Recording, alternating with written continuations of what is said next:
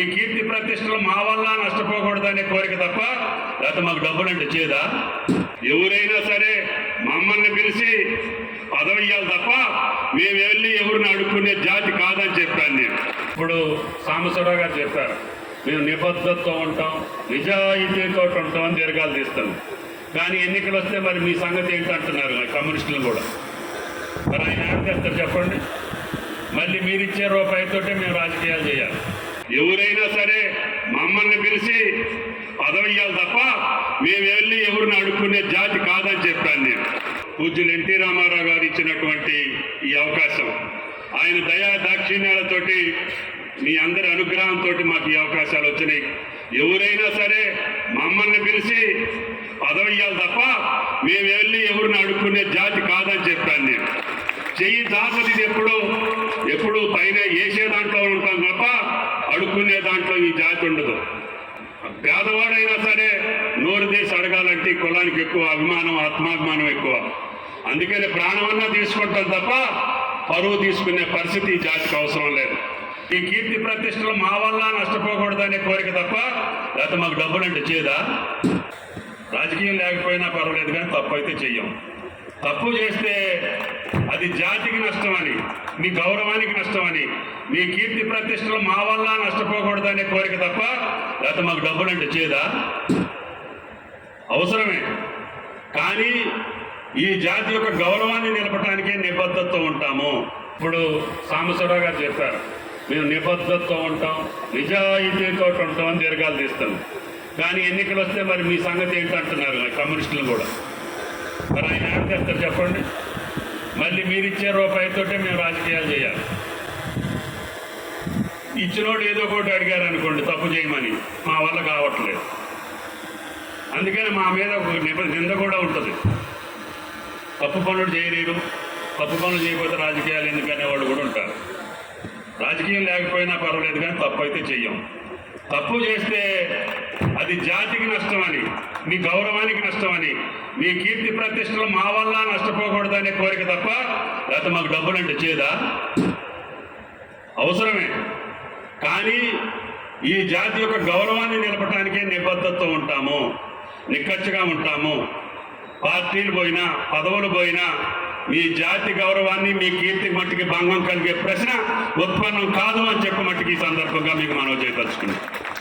కాబట్టి ఈ జాతి ప్రపంచంలో ఎక్కడున్నా కూడా జగదిప్యమానంగా ఉన్నారు. ఏ వృత్తిలో ఉన్నా కూడా నెంబర్ 1గా ఉన్నారు. ఇప్పుడు అమెరికన్ మేజర్ కంపెనీలకి మనవాళ్ళే సీఈఓలు ఉన్నారు. మేజర్ వైద్యులు అమెరికా దేశంలో కూడా మనవాళ్ళే మొదటి స్థానంలో ఉంటారు. ఏ రంగంలో చూసినా మనవాళ్ళు ఇంత కీర్తి ప్రతిష్టలు కష్టపడి వాళ్ళ యొక్క తెలివితేటలతో ఆ అగ్రస్థానానికి వెళ్ళినప్పుడు ఆ కులంలో యాదృచ్ఛికంగా పుట్టిన మనం ఆ కులానికి చెడ్డ పేరు తేకూడదని మీరు ఇచ్చినటువంటి అవకాశాన్ని సుదీర్ఘకాలం నిబద్ధతతోటి జిల్లా అభివృద్ధికి, రాష్ట్ర అభివృద్ధికి, మన జాతి గౌరవాన్ని పెంచడానికి ప్రయత్నం చేస్తాం. ఇందాక సాంబశివరావు మన కుటుంబాల విషయాలు కూడా చెప్పారు. అది మీరు మనసు ఆలోచించుకోండి. మీ బిడ్డల్ని ఇంకా కష్టపడి ప్రయోజకులను చేయండి. మీ వ్యవసాయానికి కావలసినటువంటి సాగునీరు, కావలసినటువంటి వసతులన్నీ సమకూర్చే బాధ్యత నాకు ఈ ప్రభుత్వంలో కూడా మళ్ళీ అవకాశం వచ్చింది. ఆ రకంగానే గోదావరి జలాలు ఖమ్మం జిల్లాకు వారిస్తాం. అదేవిధంగా రైల్వే లైన్ని భద్రాద్రి రాముడి చెంతకు చేరుస్తాం. జాతీయ రహదారులు 4 పక్కల నుంచి కొత్తగూడెం జిల్లా తగిలిపోవాలని చెప్పి ఆ రకంగా ఏర్పాటు చేస్తున్నాం. భవిష్యత్తులో విమానాన్ని కూడా మీ ఊళ్ళో దించే ప్రయత్నం చేస్తామని చెప్పి కూడా ఈ సందర్భంగా మనం చెప్తున్నాం. కాబట్టి భగవంతుడు మీరు మాకు ఇచ్చినటువంటి శక్తిని మీకోసం, మీ ప్రయోజనాల కోసం, మీ భవిష్యత్తు కోసం, మీ పిల్లల యొక్క భవిష్యత్తు కోసం పనిచేస్తాం తప్ప మా కోసం, మా స్వార్థం కోసం, మా స్వలాభం కోసం ఎప్పుడు కూడా అది మీరు కలలో కూడా అనుకోవాల్సినటువంటి అవసరం లేదు. నిర్భయంగా ఉండండి. మా ప్రతినిధులు నుప్పు లాంటి వాళ్ళు కావాలంటే అగ్ని ప్రవేశం చేయడానికి కూడా మేము సిద్ధమని చెప్పి మీరు ఛాలెంజ్ చేయండి. దానికి మేము సిద్ధమని చెప్పి కూడా మీకు ఈ సందర్భంగా మనం చేస్తున్నాం. మనం చేసినటువంటి పని తప్ప మనం సంపాదించినటువంటి మణులు మాణిక్యాలు మనతో రావు. చాలామంది ఆ రకంగా సంపాదించి ఈరోజు కట్టకట్టాలు పాలయ్యారు. మనకు ఆ బతుకక్కర్లేదు. మీతోటి శభాష్ అనిపించుకుంటాం తప్ప మీతోటి చీచి అనుకునే బతుకు ఈ జాతికి అవసరం లేదు. పూజ్యులు ఎన్టీ రామారావు గారు ఇచ్చినటువంటి ఈ అవకాశం ఆయన దయా దాక్షిణ్యాలతోటి మీ అందరి అనుగ్రహంతో మాకు ఈ అవకాశాలు వచ్చినాయి. ఎవరైనా సరే మమ్మల్ని పిలిచి పదవి ఇవ్వాలి తప్ప మేము వెళ్ళి ఎవరిని అడుక్కునే జాతి కాదని చెప్పాను నేను.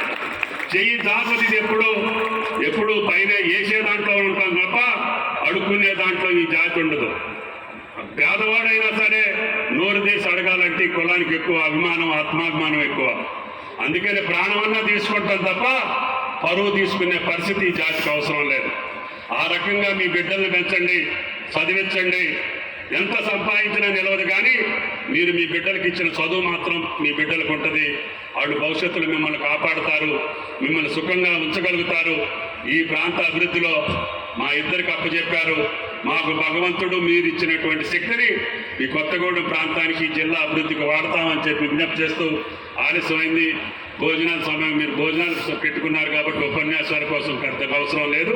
కాబట్టి మీరు ఇచ్చినటువంటి ఈ అవకాశానికి పేరు పేరున ప్రతి తల్లికి, ప్రతి చెల్లికి, ప్రతి అన్నకి, ప్రతి తమ్ముడికి ధన్యవాదాలు తెలియజేస్తా. పూజ్యులు ఎన్టీ రామారావు గారి యొక్క నిబద్ధతని మనం కొనసాగించి ఆ జాతి గౌరవాన్ని ఇనుమడింపజేయాలని చెప్పి మిమ్మల్ని అందరినీ ప్రార్థిస్తూ సెలవు తీసుకుంటున్నాం. Thank you.